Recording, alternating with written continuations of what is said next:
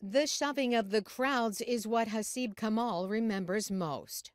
It looked like the world is ending. That's how it felt. He was at the Abbey Gate at Kabul airport when he became separated from his family members. Years ago, Kamal was a translator for U.S. forces in Afghanistan. He left his home country on a special immigrant visa in 2014 and became a U.S. citizen. But someone called him back to Afghanistan this year. I'm glad that I found her. On August 14th, Kamal was married. The next day, Kabul fell. He knew they all had to leave. He and his family surged through the masses at the airport gate, waving his American passport at U.S. Marines. But only 3 would get through. And I started pushing my sister in the crowd. And I told people like, hey, she's sick.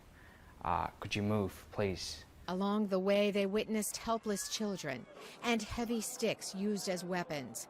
Memories just now affecting Bibi Sarah Kamal, who was in her last year of medical school. My brother was behind me. We would sit down to avoid being hit.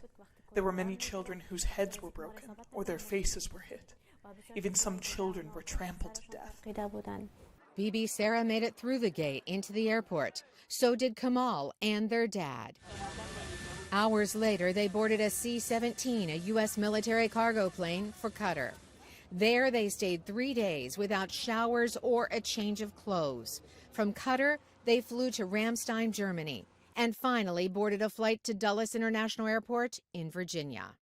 Their 9-day journey was over, but Kamal is still haunted by leaving his mother, siblings, and new bride behind. I had one mission to get my family out, and I failed. And it's bothering me, honestly. It's bothering me, really. Even in this country, the Kamal family is still separated. Their dad is an hour away, here at Fort Lee, where processing will take 3 weeks. Their dad has no papers. He is a retired colonel with the Afghan army, but he destroyed any proof so the Taliban wouldn't know. Even his uniforms, I helped them to burn them all. As the brother and sister settle into a normal American routine, Kamal knows his family will live a much different life.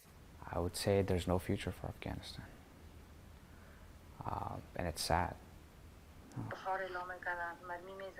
He calls his new wife about 3 times a day. They pledge to be together for life. And now Kamal wonders when they'll be able to start that new life. Carolyn Presutti, VOA News, Richmond, Virginia.